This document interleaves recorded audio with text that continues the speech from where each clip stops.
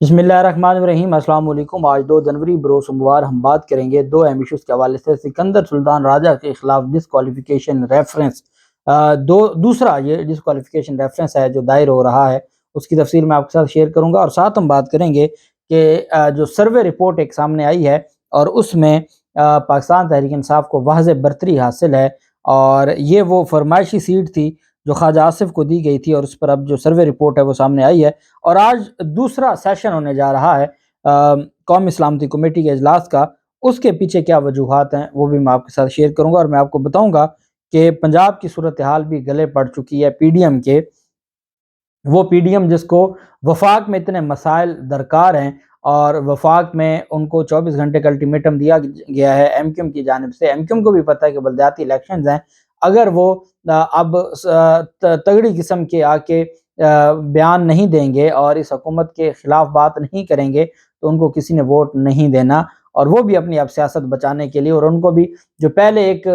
बात थी कि आपने हर हाल में इनके साथ रहना है क्योंकि थोड़ी सी रिलैक्सेशन उनको मिल गई है, अब वो भी तड़ियाँ लगाने पर आ गए हैं और वो अपने मामलात और अपनी सियासत सीधी करने, और उनको जो एक टास्क दिया गया था कि तमाम धड़ों को इकट्ठा किया जाए, वो इकट्ठे होने के लिए भी तैयार हो गए हैं। यही वजह है कि अब इनके जो मामलात हैं वो किसी और तरफ जा रहे हैं। लेकिन असल जो अहम मामला है वो है पंजाब का। अब जानते हैं कि पंजाब में वज़ीर आला पंजाब के खिलाफ जो अदम एतमाद आई थी वो वापस हो गई थी, लेकिन स्पीकर और डिप्टी स्पीकर के खिलाफ जो अदम एतमाद थी वो वापस नहीं हुई थी। पाकिस्तान तहरीक इंसाफ ने और आज इमरान खान ने ये बात कल की थी, और इमरान खान ने कल ये कहा था कि इस्टेब्लिशमेंट ने जो इस वक्त भी कमर बाजवा के लोग इस्टेब्लिशमेंट में एक्टिव हैं, उन्होंने हमारे 3 एमपीएस को खरीदने की कोशिश की। जबकि पाकिस्तान तहरीक इंसाफ इसी तरह का इल्ज़ाम पीपल्स पार्टी पर भी लगा चुकी है, नासिर शाह और शर्जील मेमन पर, कि उन्होंने किसी एमपीए को, खातून एमपीए को खरीदने की कोशिश की है कि वो अदम एतमाद में पीछे बैठे रहें। अब अदम एतमाद किसके खिलाफ है? स्पीकर और डिप्टी स्पीकर के खिलाफ है।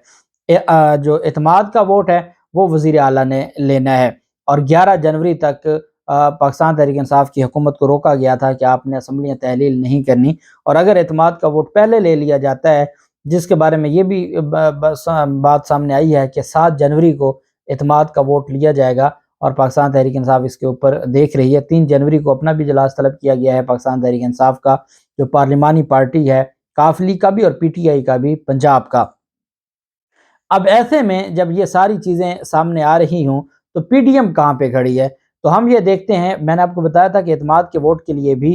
पीडीएम को अपने नंबर्स पूरे शो करवाना होंगे, ताकि फिर उसकी जो अक्सरियत हो वो पीटीआई को अक्सरियत शो करनी होगी, तब वो एतमाद का वोट गिना जाएगा। जो उस वक्त मौजूद लोग होंगे जिसके पास सिंपल अक्सरियत होगी वो एतमाद का वोट, इसका मतलब है, हासिल कर जाएगा।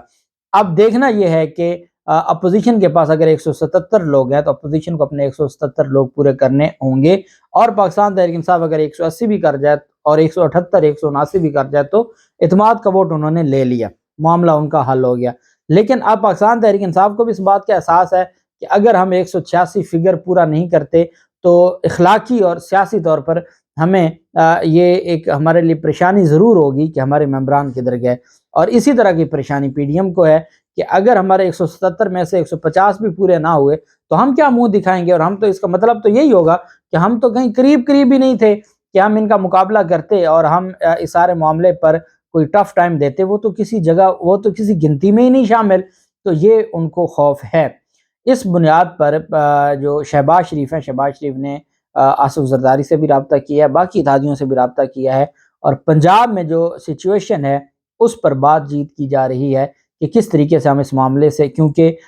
जो डिप्टी स्पीकर और स्पीकर के खिलाफ अदम एतमाद है, अब उसका टाइम काफ़ी वक्त गुजर चुका है, और ज़राए का ये कहना है कि इसी हफ्ते वोटिंग हो सकती है। इसी हफ्ते अगर वोटिंग होगी तो वो अदम एतमाद कहाँ से लोग पूरे करेंगे? वो तो पीटीआई के लोगों को ख़रीदने पे लगे हुए हैं कि किसी तरीके से ये चूँकि आर्टिकल 63 में नहीं आएगा, और दूसरा ये है कि इसमें खुफिया जो बैलेट पेपर्स के ज़रिए वोटिंग होगी तो वो ख़रीदारी पर लगे हुए हैं। लेकिन इस वक्त सबको पता है कि जी आगे टिकट का वक्त आ गया है, तो टिकट इमरान खान को भी पता है, पता तो चल जाता है कि किसने किसको वोट दिया है। और फिर पंजाब असम्बली है, वहाँ पंजाब असम्बली जो उसका कैमरा सिस्टम है, सारा कुछ वो पाकिस्तान तहरीक इंसाफ के पास और काफली के पास है। तो ये चीज़ें अब उनको नज़र आ रही हैं, اور اب انہوں نے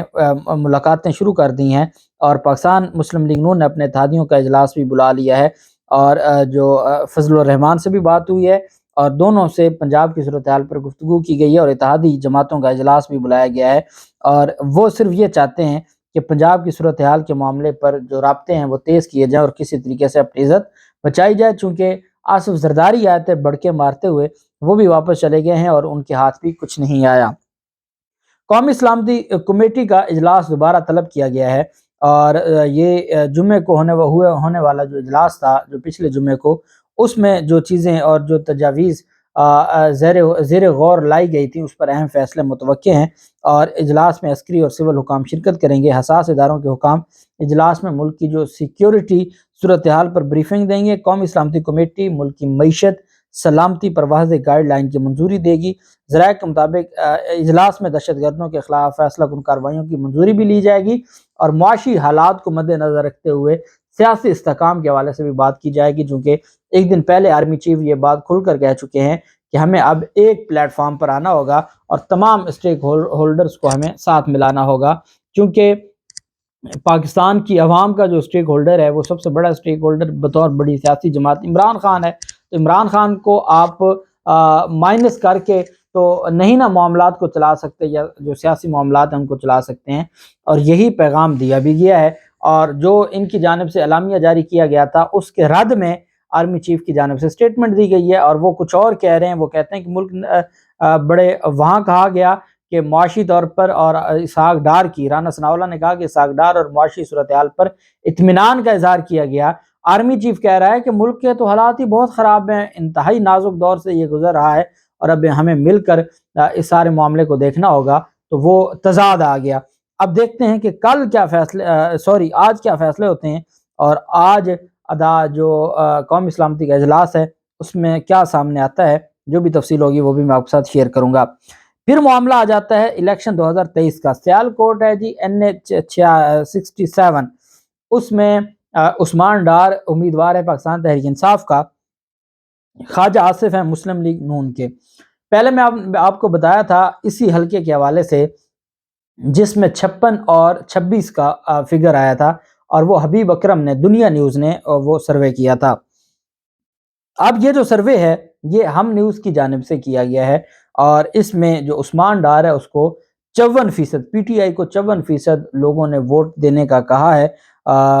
سیالکوٹ میں NH 67 میں، جبکہ خواجہ آصف جنہوں نے پہلے بھی فرمائشی سیٹ لی تھی اور ترلا کیا تھا اور منت کی تھی، اور انہوں نے وہ سیٹ لی تھی، اب ان کی ٹوٹل اوقات 20% ہے۔ مسلم لیگ نون کو 20% لوگ ووٹ دینے کا کہہ رہے ہیں، جبکہ 54% لوگ پاکستان تحریک انصاف کے ساتھ کھڑے ہیں۔ اسی علاوہ کسی کو ووٹ نہیں دیں گے وہ 16% ہیں، 16% لوگ ہیں جو کہتے ہیں ہم کسی کو ووٹ نہیں دیں گے، اور 10% ہیں جو باقی سیاسی جماعتوں کو ووٹ دینے کی بات کر رہے ہیں۔ تو یہ خواجہ آصف کی اور مسلم لیگ نون کی پنجاب میں ٹوٹل اوقات رہ گئی ہے۔ جو پنجاب کو اپنا گڑھ سمجھتے تھے، اور جو یہ کہتے تھے کہ پنجاب کی سیاست ہماری ہے، اور پنجاب کے حوالے سے وہ ہمیشہ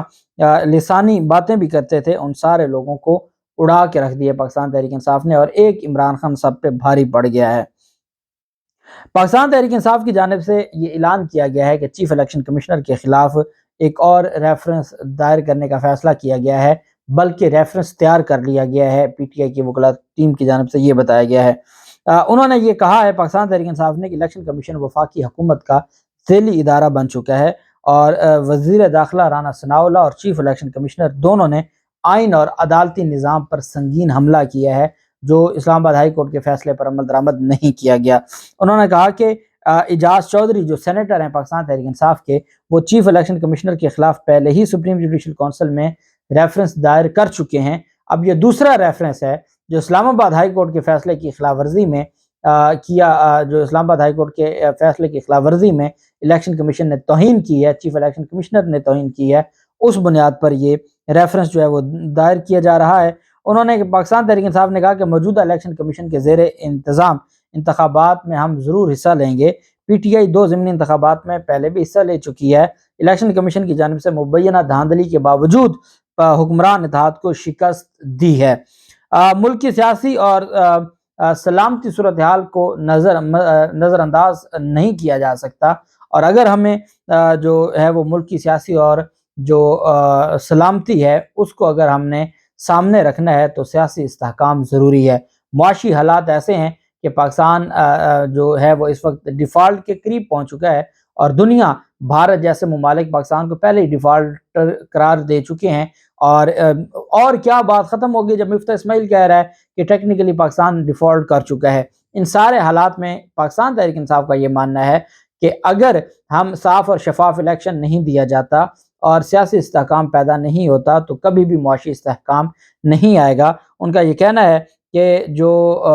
پیپلز پارٹی رہنما ہے وہ بھی ہارس ٹریڈنگ میں ملوث ہیں، وہ ہمارے لوگوں کو خرید رہے ہیں، اور اسپیکر ڈپٹی اسپیکر کے لیے ہم نے تب بھی الیکشن کمیشن کو کہا تھا جب سینٹ کا الیکشن تھا اور خرید و فروخت ہو رہی تھی، تب بھی الیکشن کمیشن نے کوئی کردار ادا نہیں کیا تھا۔ اب دوبارہ پاکستان پیپلز پارٹی کے دو لوگ ناصر شاہ اور شرجیل میمن پنجاب میں ہمارے لوگوں کو خریدنے کی کوشش کر رہے ہیں، ان کے خلاف بھی ریفرنس ہم دائر کرنے جا رہے ہیں، اور ساتھ انہوں نے کہا کہ سپریم جوڈیشل کونسل میں جو ریفرنس ہے وہ دوسرا ریفرنس بھی دائر ہو جائے گا۔ اس میں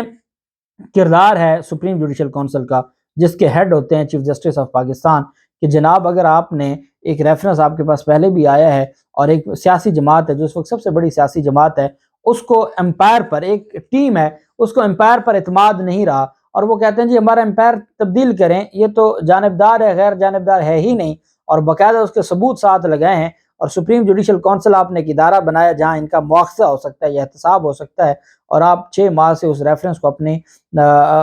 جو اپنے پاس رکھ کے بیٹھے ہیں، سپریم جوڈیشل کونسل اس کے اوپر عمل یا ایکشن نہیں لے رہی یا نوٹس نہیں لے رہی، تو پھر کیا فائدہ احتساب کا؟ پھر اس کا مطلب یہ ہوا کہ بھئی یہ جتنے بھی بڑے لوگ ہیں، ججز کا تو پہلے احتساب قاضی فیصل صاحب کیس کا ہم نے دیکھ لیا، اس کے بعد باقیوں کا بھی اگر آپ نے یہی حال کرنا ہے تو پھر تو اس کا مطلب یہ ہوا کہ سپریم جوڈیشل کونسل کے ادارے کی کوئی ضرورت نہیں ہے، کہ جہاں چیف الیکشن کمشنر جس نے اگلا الیکشن کروانا ہے اس پر عدم اعتماد کیا گیا، ریفرنس دائر کیا گیا، اور آپ اس پر خاموش ہیں، نہ نوٹس کرتے ہیں، نہ آپ اس کو سنتے ہیں، نہ ہیئرنگ ہوتی ہے، تو پھر اس کا مطلب کیا ہوا کہ بھئی آپ لوگوں کو یہ بتا رہے ہیں کہ پھر یہ معاملات انصاف اور احتساب اور مواخذہ نہیں ہوگا۔ پاکستان تحریک انصاف پھر بھی پر امید ہے، کیونکہ اس نظام کے اندر رہنا ہے، اس وجہ سے وہ نیا ایک اور دوسرا نہلی ریفرنس دائر کر رہی ہے جو تیار ہو چکا ہے، جس پر، اور یہی وہ ریفرنس ہے، یہی وہ خوف ہے سکندر سلطان راجہ کو، جس کی وجہ سے وہ اب الیکشن اناؤنس کرنے جا رہا ہے، چونکہ ان کو پتہ ہے کہ ان کے خلاف اب کارروائی ہوگی۔ اللہ پاک پاکستان کا حامی و ناصر ہو۔ بہت شکریہ، اللہ حافظ، پاکستان زندہ باد۔